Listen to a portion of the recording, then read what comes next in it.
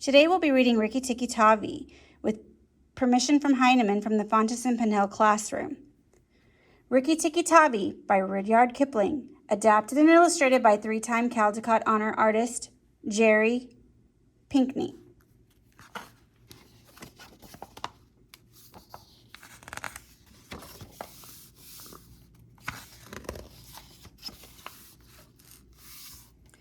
This is a story of the Great War that Rikki Tikki Tavi fought, all by himself, through the English family's house in India. Rikki Tikki Tavi was a mongoose with fur and a tail like a cat's and a head like a weasel's. One day a summer flood washed him out of the burrow where he lived with his father and mother and floated him, kicking and clucking, down a roadside ditch. He found a stick floating near him and he held on to it until he fainted. When he revived, he was lying in the middle of a garden path, very wet indeed, and a little boy was saying, "Here's a dead mongoose. Let's have a funeral." "No," said his mother. "Let's take him in and dry him. Perhaps he isn't really dead." They took him into the house where a big man picked him up and said he wasn't dead, just tired. So they wrapped him in cotton and warmed him over a little fire, and he opened his eyes and sneezed.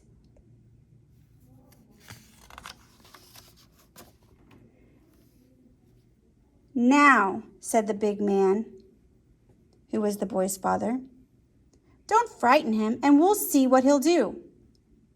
It is the hardest thing in the world to frighten a mongoose because he is full of curiosity from nose to tail. The motto of the mongoose family is, "Go and find out." And Rikki Tikki was a true mongoose. He looked at the cotton, decided it wasn't good to eat, ran all around the table, sat up, scratched himself, and jumped on the boy's shoulder.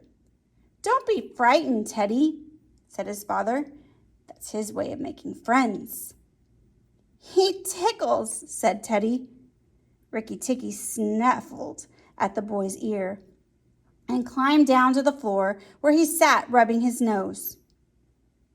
"Is he so tame because we helped him?" asked Teddy's mother.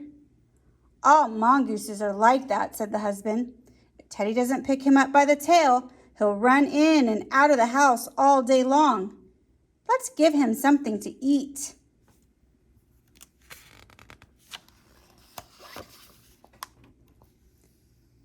They gave him a little piece of raw meat, which Rikki Tikki liked immensely.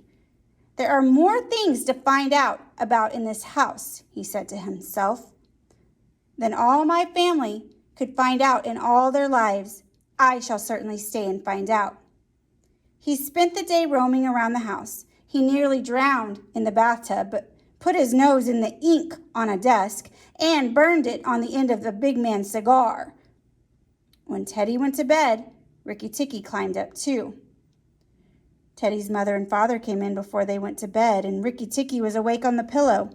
"I don't like this," said Teddy's mother. "He might bite." "He won't," said the father. "Teddy's safer with that little animal than with a watchdog. If a snake came into his room," but Teddy's mother wouldn't think of anything so awful.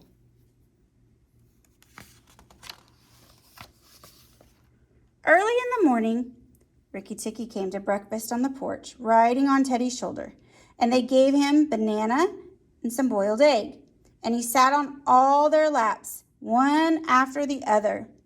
Then Rikki Tikki went out into the backyard to see what was to be seen. It was a large yard with rose bushes as big as houses, lime and orange trees, and clumps of bamboos. Rikki Tikki scuttled up and down the garden, snuffling here and there until he heard very sad voices in a thorn bush. It was Darzee, the tailor bird, and his wife. They had made a beautiful nest by pulling two big leaves together and stitching up the edges, and had filled the inside with fluff. "What's the matter?" asked Rikki Tikki.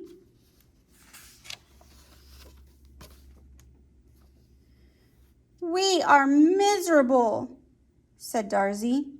"One of our babies fell out of the nest yesterday and Nag ate him." Said Rikki Tikki. "That is very sad, but I am a stranger here. Who is Nag?" Darzy and his wife cowered down in the nest without answering. For from the thick grass at the foot of the bush there came a low hiss, a horrid cold sound. Then inch by inch, out of the grass rose up the head of Nag, the big cobra, and he was 5 feet long from tongue to tail. When he had lifted 1/3 of himself clear of the ground, he swayed like a dandelion tuft in the wind, and he looked at Rikki Tikki with the wicked snake's eyes that never changed their expression, whatever the snake may be thinking. "Who is Nag?" said he. "I am Nag. Look and be afraid." Rikki Tikki was afraid for a minute, but it is impossible for a mongoose to stay frightened for very long. Rikki Tikki had never met a live cobra before, but his mother had fed him on dead ones, and he knew that a mongoose's job is to fight and to eat snakes. Nag knew that too, and at the bottom of his cold heart, he was afraid.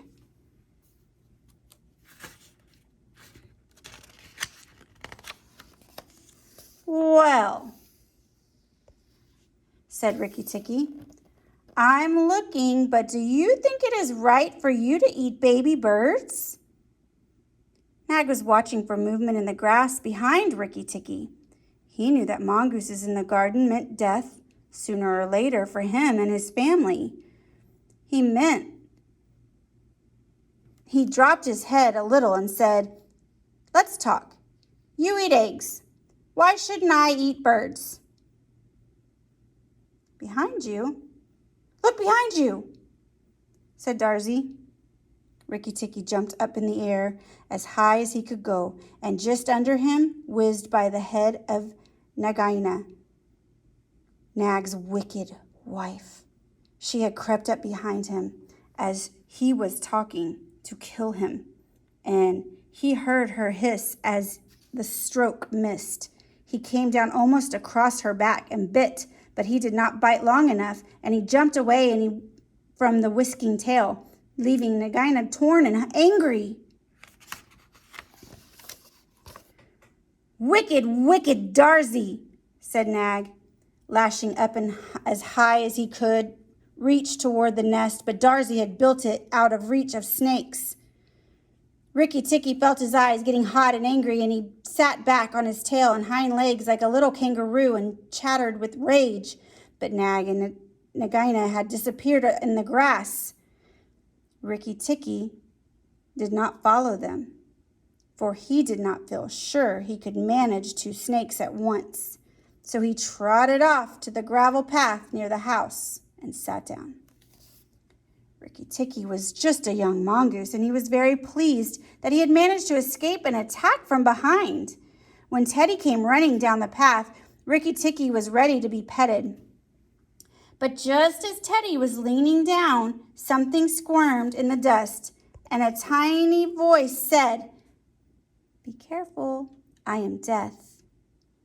It was Karite, the little brown snakeling that lies on the dusty ground in India and whose bite is as dangerous as the cobra's. Rikki Tikki's eyes grew angry again, and he danced up to Karite with a strange rocking, swaying motion that he had inherited from his family. It looks very funny, but it is so perfectly balanced that he could fly off in any direction he wanted, and in dealing with snakes, this is an advantage. He rocked back and forth, looking for a good place to hold. Karite struck. Rikki jumped sideways, and the wicked little dusty head lashed right near his shoulder. Teddy shouted to the house, "Come look, our mongoose is killing a snake!" And Rikki Tikki heard a scream from Teddy's mother. His father ran out with a stick, but by the time he came up, Rikki Tikki had sprung, jumped up on the snake's back, bitten as high up as he could, and rolled away. That bite paralyzed Karite, and Rikki Tikki was just going to eat him up from the tail to the head after the custom of his family when he remembered that a big meal makes a slow mongoose. He went away for a dust bath under the bushes, while Teddy's father beat the dead snake. "What's the use of that?" thought Rikki Tikki. "I've already settled it all." Then Teddy's mother picked him up and hugged him, saying that he had saved Teddy's life. Rikki Tikki did not understand the fuss. Teddy's mother might just as well have hugged Teddy for playing in the mud. Rikki was thoroughly enjoying himself. That night at dinner, walking among the glass on the table, he could have stuffed himself with good things, but did not. Though it was very pleasant to be petted, he remembered Nag and Nagaina, and from time to time he would give his war cry of Rikki Tikki Tick